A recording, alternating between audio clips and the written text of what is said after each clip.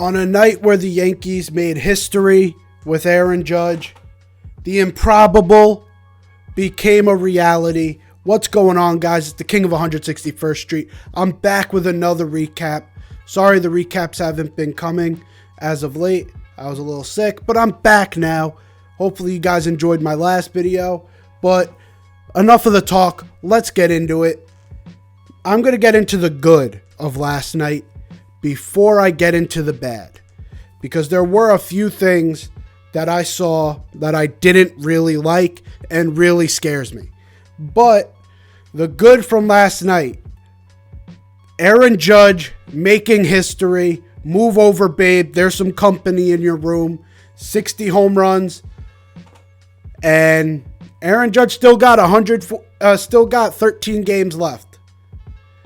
If Aaron Judge hits, I think it's 15 games left, he hits a home run in every game but 2, he can tie Barry Bonds. And I know, oh my God, that's so unrealistic. It's a possibility, though. And that's very, to me, I like to think of those possibilities. But really what his home run did last night was it gave the Yankees a little bit of a spark that they were missing after the bad that I'm going to get to in a little bit.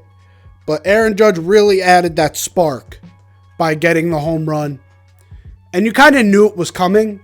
If you watch the at-bat, 3-1 count, nobody on. They're up 5, the Pirates. Or they're up 4 at that point, I believe. And you know, you're up 4. You don't want to add base runners. You would rather give up the solo shot than multiple runs. So you throw it down the middle and you hope Judge don't hit it. Well, this year that ain't happening. Judge hits it and he gets number 60. 1 away from Roger Maris. And he would be 4th all time in home runs in a single season. And he would be number 1 by non-steroid users. Also, what that hit did last night, which Judge kind of lost a little bit of average, but now in the American League, Aaron Judge is the Triple Crown holder. He leads in average, home runs, and RBIs. Because Luis Ariz had a bad game yesterday. His average dropped from 17 to 14. And Bogarts did not make progress in getting his average up. So Aaron Judge right now at 316 is your batting champ at this moment. And he is your Triple Crown holder at this moment. More the reason that he should win MVP. For all the other arguments, last video, I'll be pushing it at the end. So after this recap, go to the end of the video. There should be a card there that gives you the last video. You go watch that. But now for the next piece of good news. Giancarlo Stanton, hopefully that home run, the grand slam he hit to win the game, hopefully that gives him the spark we need him to have going into the postseason. Because that is probably the cleanest swing that I have seen out of him in the month of September. With Giancarlo, you could really tell when he's on and when he's off. When he's on, he is very still. He does not have much movement, especially when he's moving through the box. There's not much movement lower body.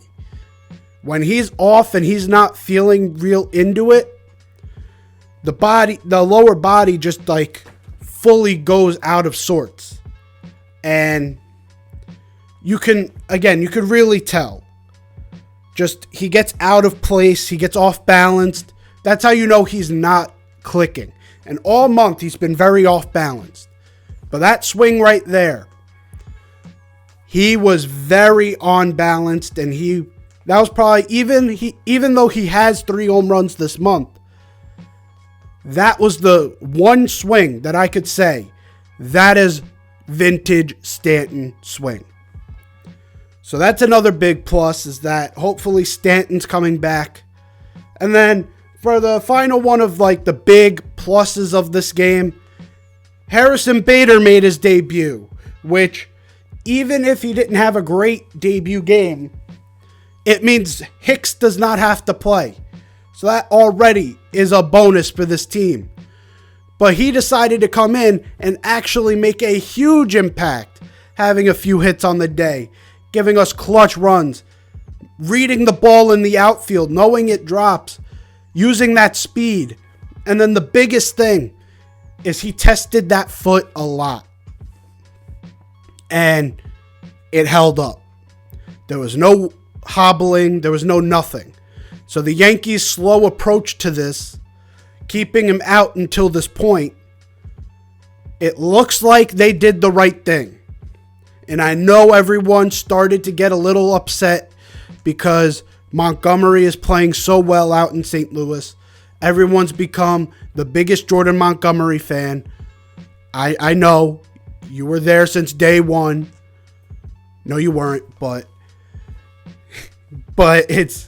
now that Bader's doing what he's doing, hopefully that adds a spark, especially if they keep him at that 7 hole. If they keep him there, hopefully that adds a spark to this team at the bottom of the lineup that they get very rarely from guys like IKF, from guys like Trevino, who's been slumping, but yesterday had a couple hits. That's another pretty big bright spot. And so if Bader, with runners on, is able to do what he did yesterday, absolutely a huge, huge pickup for the Yankees. And now tonight, they're getting Sevy back. So hopefully he comes in, he fires on all cylinders, and then now we got something rolling. But now let's get to some of the bad of yesterday. Let's start with one of the lighter ones. Nestor Cortez did not look sharp. He was leaving that fastball that he likes to throw up. He was leaving it right down the middle. His slider was not breaking the way it usually does. But he has been getting it together as of late. So I am hoping that this is just like a one-off bad performance, which we have all the confidence in the world that it should be. Ron Marinaccio is not playing at the level that he was in August. I know it's weird to say, but Ron Marinaccio, although the Yankees were horrid in August, Ron Marinaccio was spectacular. Didn't give up a run until the end of August. And it took him over a month since the earned run before that to get an earned run on his record. But now he's given up 8 runs in his last 10 appearances, and you're looking at it like, and that was going into yesterday. Yesterday he also had a pretty poor performance. Lou Trevino had one of his more poor performances on the team. But again, I'm not that concerned about him. With Ron, I am a little bit concerned, but I would need to see more before I go into panic mode on him. The one I'm going into panic mode on is Clay Holmes. Because yesterday in the 8th inning, he was supposed to lock that down. It was more of a lower leverage situation than he's had all year. So you would expect a guy who's trying to come back from playing a little poorly, you would expect giving him that lower leverage situation that he would be able to come through in that situation. Well, the biggest thing with Clay Holmes right now is his slider is not breaking.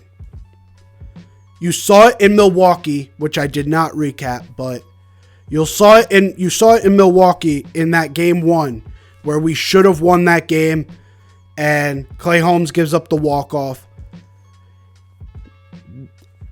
First half, Clay Holmes dirts that slider. And the one he threw to Rodolfo Castro, Mr. Cell Phone Boy, yesterday, that slider would break in more than it did yesterday. Yesterday, it hung right up there into the perfect spot for Rodolfo to get there. And for the Milwaukee series against the 9-hitter, to be honest, I forgot his name. It hung. It hung right in the middle of the plate, low. He was able to get his barrel to it. First half of the season, that slider is being buried. That slider's, he's dirting that slider. And then his fastball command is nowhere to be found. He cannot locate that fastball, which really puts him in a tough spot because then he has to locate in the strike zone with that slider. So all in all, Clay Holmes, I don't know if we can trust him right now to close these games. And the problem with that is, although Chapman looked really sharp last night, every time we raise Chapman's leverage, he folds. And although he hasn't given up a save or blown one, he folds in those big leverage opportunities. And so you look at it and you're like, who the fuck are we going to have to close in October? Because unless Clay Holmes finds a way to actually locate a slider, or Chapman learns how to continuously locate that fastball and not be wild all the time, which again, Chapman is who he is at this point. You're not changing him. So it's really up to Clay Holmes, because we saw in the first half that Clay Holmes is there. I don't know what Matt Blake has to do, but he has to get something out of Clay Holmes, because he cannot keep hanging that slider to a point where the Pittsburgh Pirates almost blew us out at home. It took a miracle from Judge's number 60 to hits from 2, 3, and 4 to Stanton hitting a home run. It took all of that to beat Pittsburgh. And a lot of that falls on Clay Holmes, because that was a tight game until Clay Holmes comes in. So, a lot of good coming from yesterday. A lot of bad coming from yesterday. Tonight is Sevy Day. Hopefully, Sevy can start off on the right foot against the struggling Pittsburgh team. And look, last night's win was so big because Toronto beat the shit out of Philly and Houston beat Tampa. So we maintained our position against Toronto and we gained on Tampa.